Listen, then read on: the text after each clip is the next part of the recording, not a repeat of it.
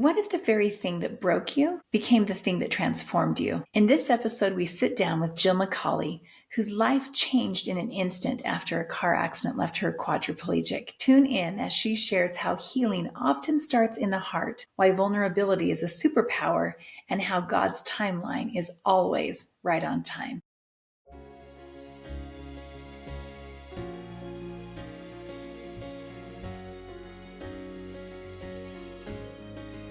Welcome to the Dents in My Armor, a podcast of becoming for LDS women.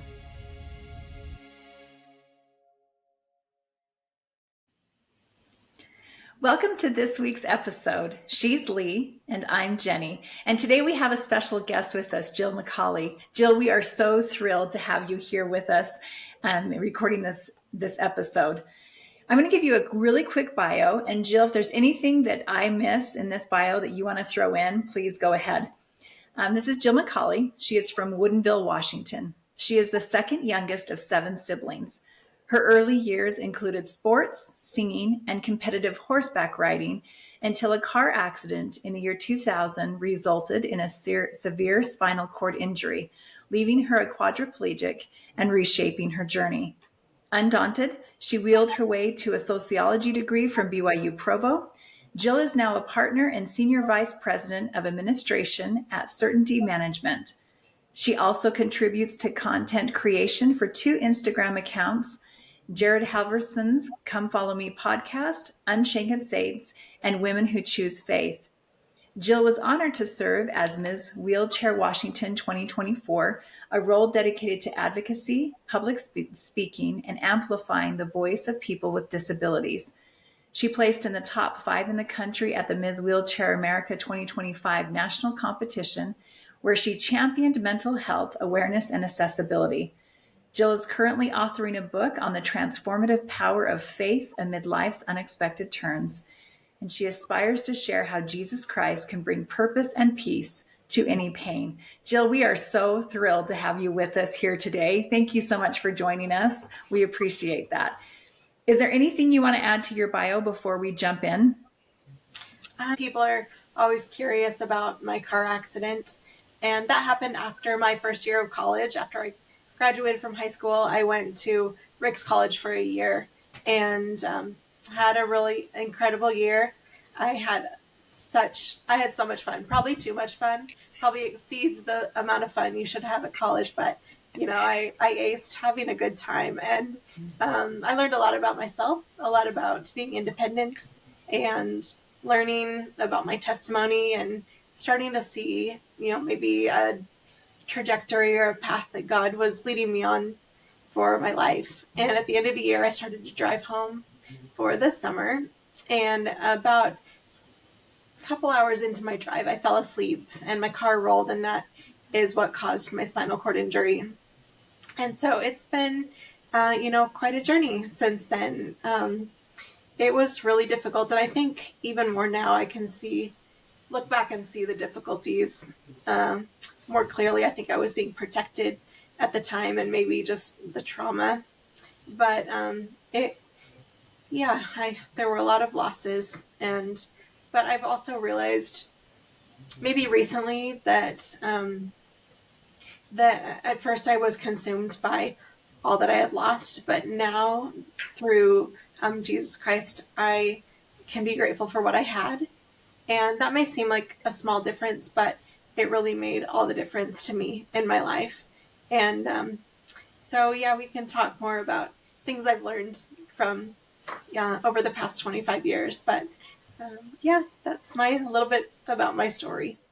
I love everything that you're sharing. And as I'm listening to you, I am struck by the grit and the determination and just your sheer desire to make gold out of this refining process. And when I would love for you to kind of speak on that for our listeners, that a lot of times people see trials as obstacles, but as I listen to you, you really have framed it more as your transformation. So how would you encourage somebody to shift a mindset to see hardships instead of being barriers, being a process of becoming? How would you encourage somebody when they're in a hard time? Yes, that is a really good question. And it's always important for me to reflect on that. Sometimes we're just living our life every day, but if we can pause and reflect and remember. And I think I love a quote that I've heard Elder Bednar use recently, but he was quoting Robert D. Hales. And he said, when you can't do what you've always done, you only do what matters most. Oh, I And love that. I loved it too. And it's become like etched into my heart because there is a lot that I can't do. But it also makes me ask, well, what can I do? And, I could be consumed by either one of those ideas. And focusing on the wrong one or what I can't do really would leave me in misery. And it comes down to, I think, an internal battle really that we have within all of us. And that is between our pride or what we want for life and or submitting or accepting what is and maybe what God wants for our life. And it would be really easy for me or anyone going through something difficult to resent that or feel angry. And I think those are human reactions, which I believe God allows. Um, but for now, this is my unchanging reality. And I think that I think that if I were to choose to stay in those places and live in the anger and resentment, that I would be placing myself in a state of suffering of my own making. And so I have to choose every day to do as Elder Hale said, to focus on what matters most and what I can do. And because still the reality is that I can't do much, but I can choose Christ. And I can choose to see that my wounds are really carving a place in my heart that gives me greater capacity for empathy for myself and others. And my pain is helping me to live more deeply in my covenants. And my wounds are really teaching and refining me. And they're actually growing and strengthening my identity as a child of God. And I think we all, through the agency God has given us, can choose those things. It may not be easy. It probably won't be easy, but practice and effort and continually trying and showing up, I know that God honors it. Okay, Jill, I think that I've been feeling continual chills since Jenny started reading your bio. I, because I think sometimes it's easy for us to fall into that seeing only our losses. I mean, they're big and yours are big and our listeners are big. They're big losses sometimes in our lives. And we all had hopes and dreams, right, when we were younger. And I think the older I've gotten, my failed expectation side of me has been like, gee, my life is nothing like I thought it would be. And then this little voice in my head says, but so much of it is better, just in a different way. And that I've had to like digest that over time and metabolize that. So I want to circle back because I've heard you use this phrase in other. Jill is an incredible speaker. I think you listeners, you probably have guessed already just from the first time you've heard her talk that she just draws you in, and like every sentence you're like, oh, that was good, that was good. Um, I've heard you use this phrase, um, becoming through overcoming. That and it just it resonates with me because it goes so well with what we talk about in our podcast, right, about how our dents don't define us but refine us, and that we're becoming something. So um you've talked about how your journey has shaped that. Can you go into a little more detail though about your wounds and how you have used this process of refinement to really step into your identity as a daughter of God? Hmm. I think it's really important. just recently that idea came to me that really the becoming is in our willingness to put in the work and trust God so that we can overcome. And it makes me think of a time when I decided to study in the scriptures every time that it talked about the hands of Jesus. And I'm obsessed with hands because I don't think we really appreciate things that we have sometimes until we can't use them. And I can't use my hands very much. But that's caused me to just love hands and think how amazing they are. And we use them in so many ways, and so did Christ. And in my study, I started this particular aspect of the study. I was reading and focusing on after Jesus was crucified and he came to the people on this continent. And you remember that after the destruction, there was a large group gathered around the temple. And the scriptures say that there was a voice and then a being descended from heaven. And the people didn't really recognize at first that it was Jesus. They thought it was an angel.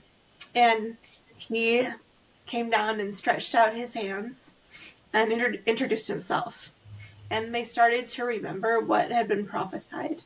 And then Christ said in 35:11-14, he said, "Arise and come forth unto me, that ye may thrust your hands into my side, and also that ye may feel the prints of the nails in my hands and feet, that ye may know that I am the God of Israel, and the God of the whole earth, and have been slain for the sins of the world."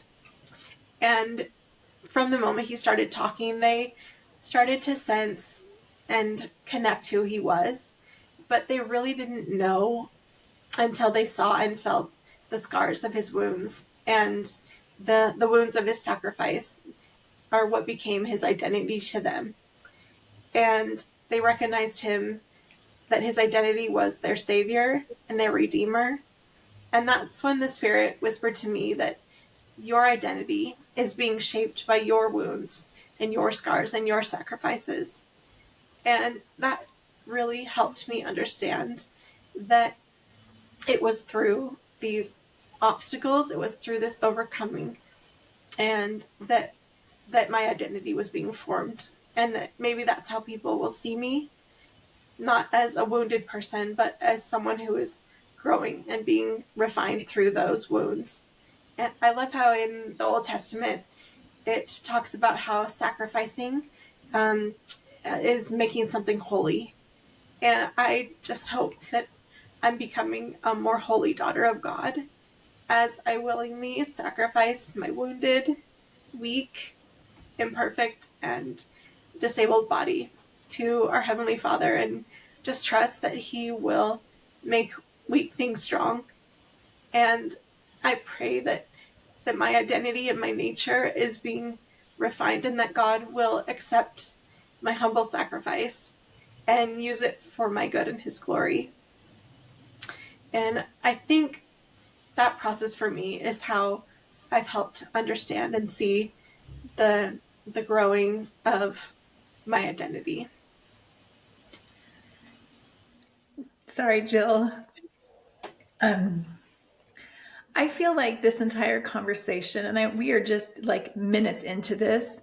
This is a powerful, it's a humbling, but it's also an uplifting and encouraging. And I've been scribbling notes. So if you ever see me looking down, it's because I'm writing notes as fast as I can about what you're saying.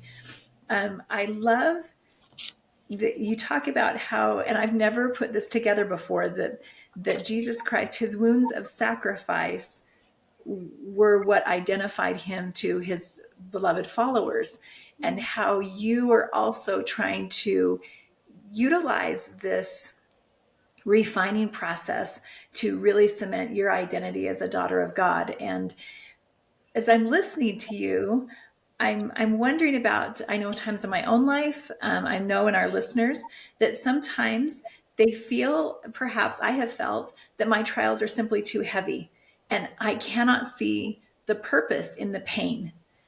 What if you were to give advice to someone or encouragement to somebody who is just saying, all I feel is pain, I don't feel purpose in this pain, what would you tell them? The only way that I've been able to find that purpose is by trying my best to focus in as many ways as I can on Jesus Christ and making him the center of my life. And for a long time, my pain and devastation of my accident really is what my life revolved around. I would say before my accident, this happened, or after my accident, this happened. It became the center. And I thought after a while, that's not a very healthy or positive thing to really focus and center my life on. But sometimes something is so overwhelming and huge that it's hard to do. But if we can instead put Jesus Christ at the center and everything is before or after him, that I think we can use him to substitute really in place of whatever that source of pain or struggle or difficulty is. And I heard this quote recently that we are stricken with the wounds that become health bestowing. And it was from a early Christian theologian and philosopher. And the person commenting on it said that our wounds in life save our lives. And I think the reason that that is true is because as we learn lessons that are unique to us through our unique experiences, that we gain a unique knowledge that can become really our gift to the world.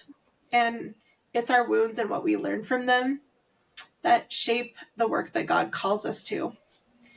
And which is one of the reasons that I participated in Miss Wheelchair America program, because it's all about advocacy and using your voice and your experiences and what you've learned to help others.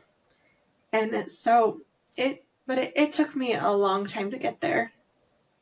But it's a way that I could take what has healed my wounds, or, the medicine. If I could do air quotes, I would, but and help to assist and heal other people's wounds. Okay, I'm hanging on every word again. I just am. I'm going to keep saying that because it's just the truth.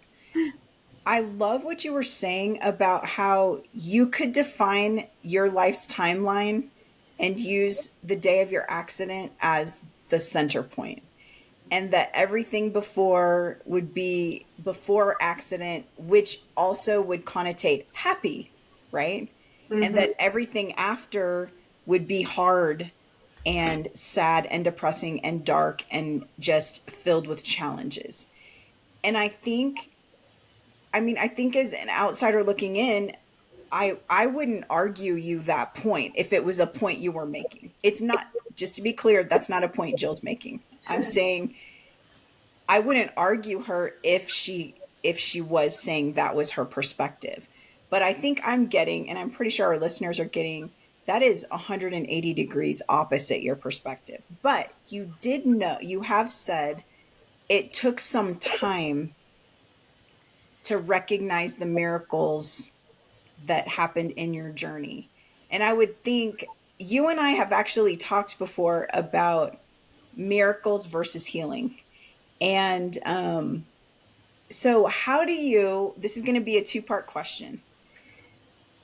How did you get to a place where you could show yourself grace for the years you spent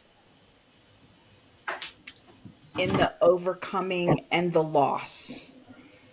Oh. Because there came a point in your life where you've changed that perspective. I mean, it's just so evident that you're able to define yourself not by what happened, by who, but by who you're becoming.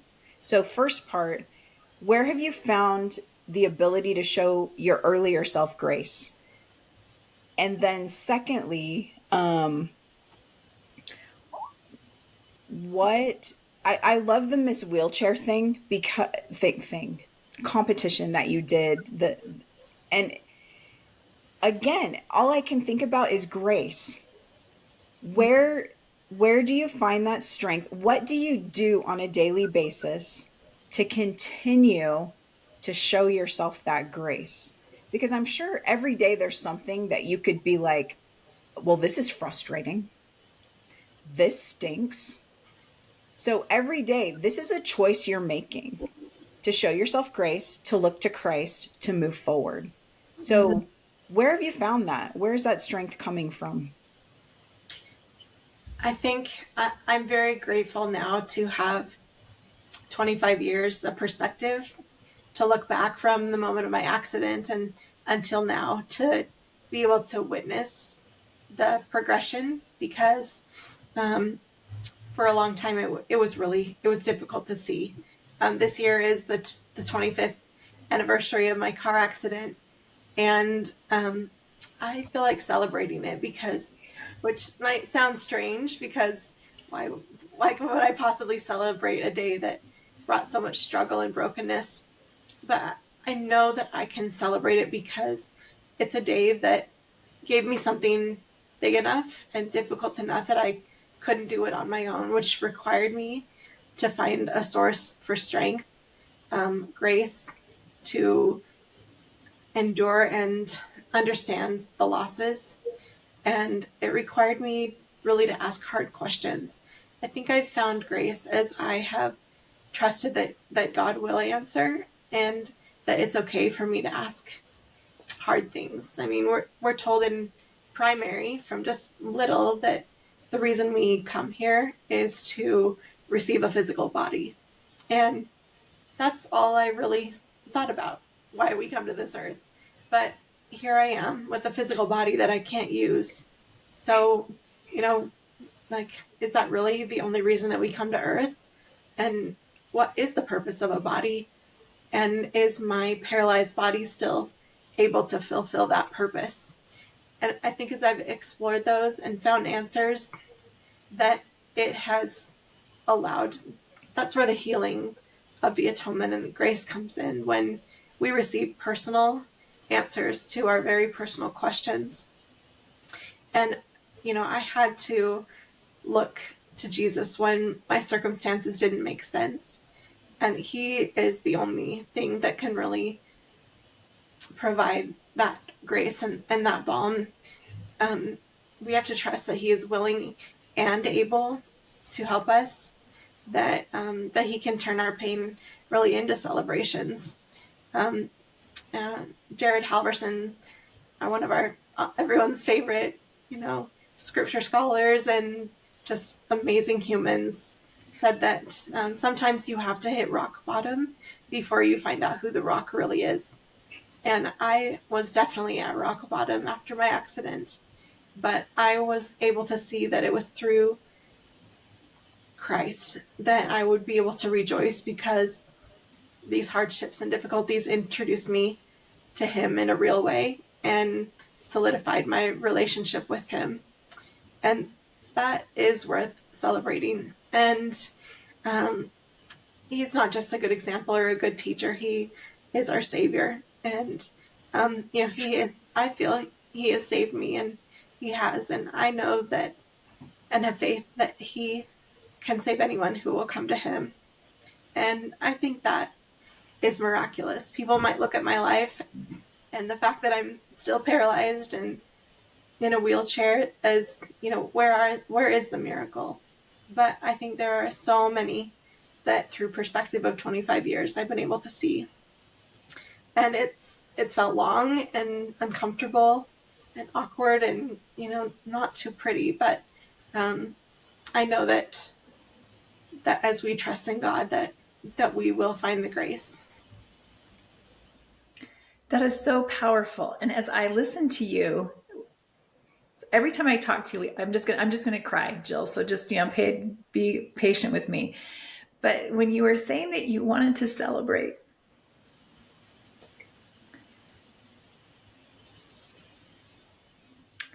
I think actually I feel pretty strongly that God smiles at you when you say that. That he's proud of you. I obviously don't have the authority to speak for him, but just the feeling I have from the Spirit is how proud he is of you and your willingness to receive something really, really hard. And as I'm listening to you, I think again of our listeners who are perhaps in their own season of suffering, where they can't see the miracles. Because I would imagine, like you said, it took 25 years for you to see some of these miracles. And for someone who is in the midst of the suffering, 25 years feels like an impossibility. So, what would you say to any of our listeners to encourage them to hang on while they're waiting for the miracles, for themselves to be able to see the miracles that you now can see? That because there are miracles in hardship, but they just may not be the miracle we want. Mm-hmm. I think that is unfortunately and fortunately really is the case, that we receive the miracles we need, not the ones that we want. Sometimes God does answer prayers according to what we need, but not always. And, some of the answers to my prayers weren't visible for a long time, even decades, but I think we have to learn to trust the process of God refining us through eternity.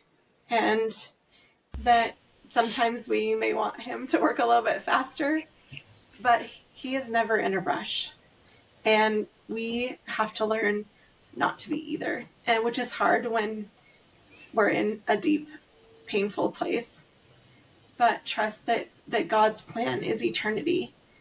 And I have to remember that on days when I'm just hanging on, that we have to believe and know and learn that the light and love of Jesus and his miraculous transformative grace, it won't remain undetectable forever. He is healing us, but it takes time. And he sees our long efforts. I heard this quote recently that long effort in the same direction will produce results. And I thought, oh my gosh, yeah, long effort sometimes feels really long. But as we put in place the principles of the gospel and the plan, that that we will, that God will honor our efforts, and that we will see the fruits and the results. And we just can't give up because we're not seeing in the natural. It doesn't look like the fruit we desire, but God is working, and that faith in him will produce miracles. I love your reminder about God's timeline being infinite. That the results of our refinement will take the rest of our lives to become evident. And I love that reminder. I'm not a naturally patient person, so I'm like, okay, Heavenly Father, I did this. Did you see that? Did you see that? Did you see that? I did it, and like, okay, show me, I want the reward. I want the blessing. And learning to sit in the hard. I'm not a person that wants to do that. I want to just, okay, let's get through the hard so that I can learn what I need to learn so that I can get to the good part. And what I've learned recently is that the hard is the good part. And it's the season of growth and refinement, right? That phrase, heal it to feel it. How have you heard that? I first heard that in grief support group that I joined after my dad passed away, my grandma. What have you heard that phrase? Because you smiled when I said it. So what has feel it to heal it? What part has that played in your journey of growth since your accident? Feel it to heal it, or the opposite. I think for many years, maybe it was just trauma that I wasn't really able to process. the drastic changes in my life. But as I started to move farther away from that initial trauma, I realized that I had been trying to do my best to be a person of faith who has a natural gift of faith and optimism, that I'd been relying on that to carry me. And that maybe I was fine enough to not really have to bother Jesus to help me because I was doing okay. But I realized that that wasn't necessarily true, and that I wasn't being authentic and honest, and that I was relying on faith in myself instead of faith in God. And so as I tried to make that change, it required me to be actually more vulnerable and go into the places where I was really hurt, that were deep and really painful. And that is really where my relationship with Christ really started, when I was willing to have and recognize and express and think about my really deep needs, that I'd been denying this gift that Jesus gives us through the atonement because I'd been trying to do it on my own. And as I gave that idea up and realized that I couldn't do it, because after a while it just becomes too much, and that it was more about entering more deeply into the painful places, which seems counterintuitive, but when you said, feel it to heal it, we have to feel and understand where we are so that we can see that we have a need, and then allow Christ to come, because he will always meet us where we are. And that is how I really, really started to heal and feel the grace and love and the healing that comes through Christ. Okay, I'm going to jump back in. Sorry, Jenny. Because we've said before, okay, when you say things like delve into the deep places and the places of pain, Mm-hmm. we've talked before about telling God you're mad. I Mm-hmm. am mad that this has happened. I am upset and I am hurt and I'm bewildered by what you have placed before me. And I'm not okay with it. Is that, I'm not asking you to share Mm-hmm. information you're not comfortable sharing, but is part of your conversation that kind of conversation when you're talking about delving into the painful places and sitting in there for a little bit? Mm-hmm. Um, Maybe not those exact feelings, but as I thought about how my life had changed, one thing that is immensely helpful for me is writing. I didn't really know I enjoyed it or needed it, but I read a book that is called Opening Up by Writing Down, and it just encourages journaling and writing, not even in an organized way, but just getting things out. And as I did that, what came out of me was far more bitter and sad and painful than I really even knew what I was that was inside me. And as I thought about it and reread it, that, oh my gosh, I think I really do have a lot of unresolved feelings and emotions, and so that helped me to process them, to be able to first get them out and see them, and then realize that I needed help to process them.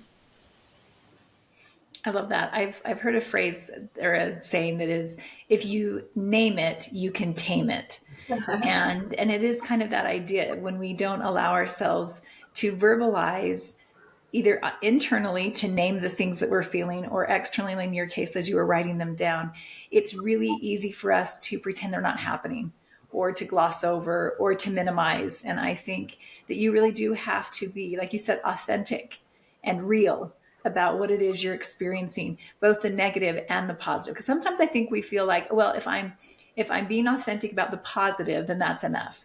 And or if I'm only authentic about the negative, then that's enough. But we are whole beings, and we have both positive and negative experiences. And I love that you did that, that you took that time to really process what you had been feeling in the scars and the healing that you've gone through.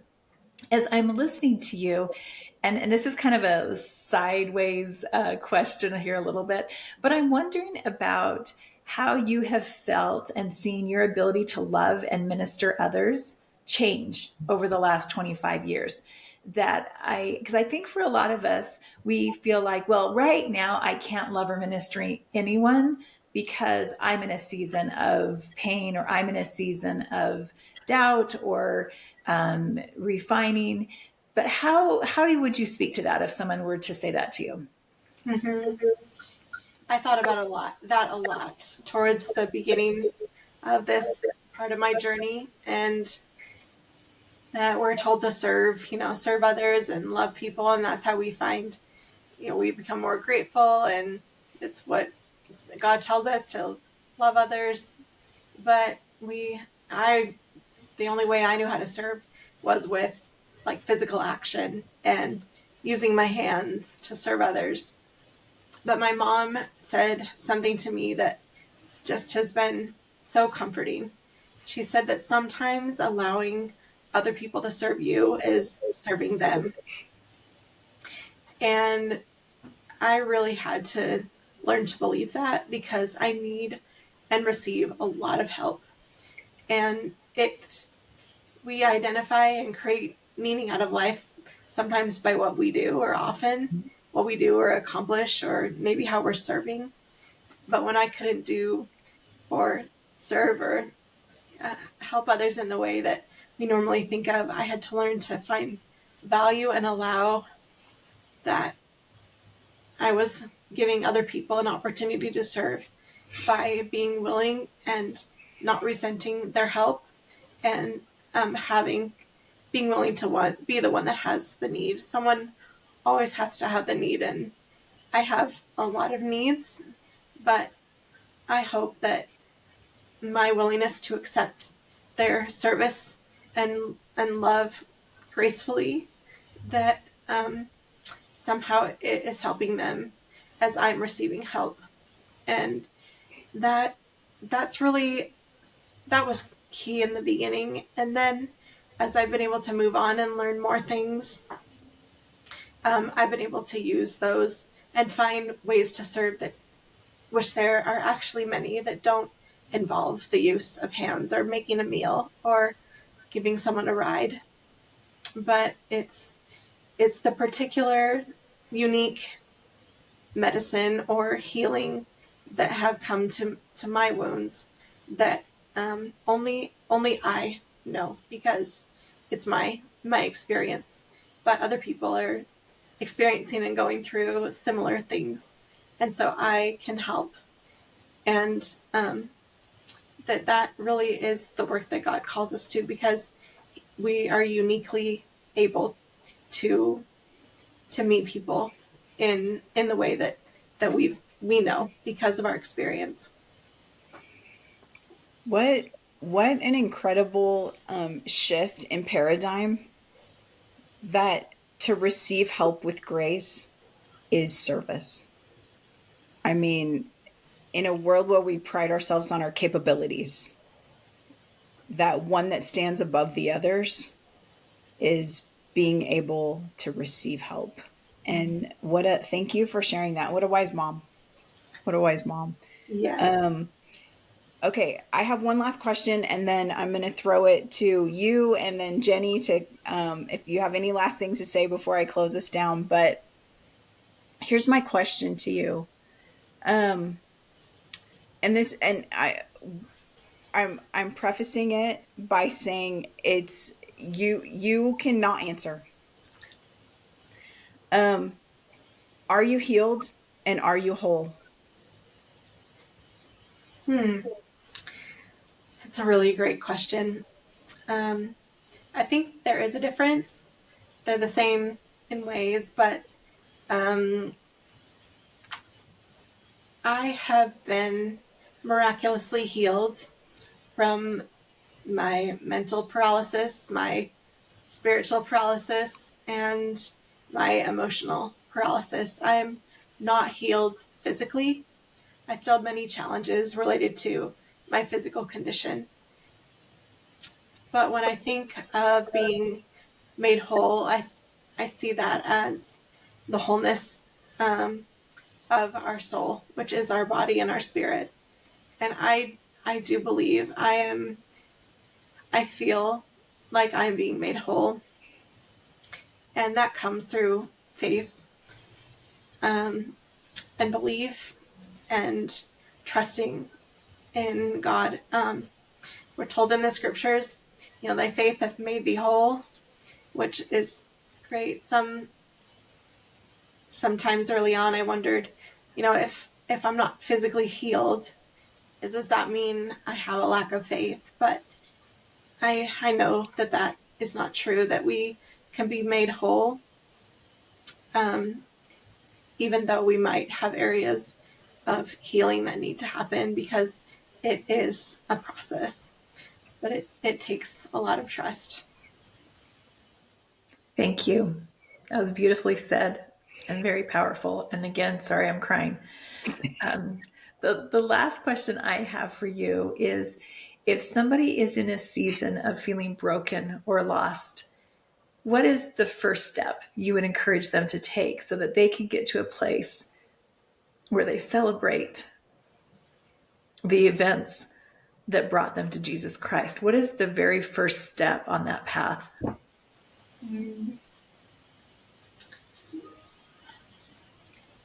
I would say to be honest about where you are and accept it without feeling guilty for the place that you're in. I have a friend who's in deep pain from losing one of her children to cancer, and I feel overwhelmed by how to help her and comfort her. But I know that Christ can meet her, that if we can just hang on, realize that enduring and sometimes struggling and feeling like maybe there is no progress still, even though incremental is still part of the plan somehow. Doesn't make sense why God would allow it. But if we can just be honest and accept where we are and have compassion and charity towards ourselves, no matter what it might look like, then I think we can move forward. If we're constantly judging and feeling bad about where we are in life, that we can never truly, progress. And God isn't mad or angry, or he doesn't look down on us for just living in this life. I like you said earlier, I think he's proud of us when we can accept where we are and come to him and ask for his help. All right. So good. Just accept where you are and not feel guilty about it. Oh, beautiful. Jill, how can people, I know you have an Instagram where you post updates about your life and the things that you're doing, and also inspiration and quotes sometimes. So can you just let our listeners know where they can find you, follow you, find more from you? I know one thing I want to mention, I remember you were on He Is in My Story. You did a live with Janica there. That was so amazing. Listeners can find you on there too if they want to hear more. Well, of course, who doesn't want to hear more at this point? But what else? How else can people find you right now? Thank you for that. I don't have a huge following, but I do have an Instagram account that's Jilly_McAuley, my last name. My nickname is Jilly Bean, but so that's my Instagram. And I do occasional speaking things on podcasts and stuff. So maybe just Googling my name might help you find other of those things. Occasionally, I do a video on Unshaken Saints or Women Who Choose Faith, and those are just kind of random. But I am learning so much I heal a lot when I share my story, and so I'm just trying to be open and accept all the opportunities that come to me to do so. And so that's why I'm really grateful for the chance to be on here today. And I'm going to interject really quickly and say Yeah. you also have started doing some public speaking, firesides, and things of that nature. Yes. So are you open to people reaching out to you for that as well? Yes, absolutely. Whether in person or virtually, I just did a fireside with a group of youth from a neighboring state, and that was so much fun. It's fun to be in person with them and see their reactions and laugh a little more. This was a pretty serious podcast today, but yeah, anything like that I would love. Love that. So what we'll do, listeners, is put Jill's Instagram and also Unshaken Saints and Women Who Choose Faith, the way that you can follow those accounts that Jill works diligently on. Jenny and I have gotten to know Jill through that experience. We've done a few things for both of those accounts, and it's just been such an incredible journey getting to know Jill better and constantly being inspired by her.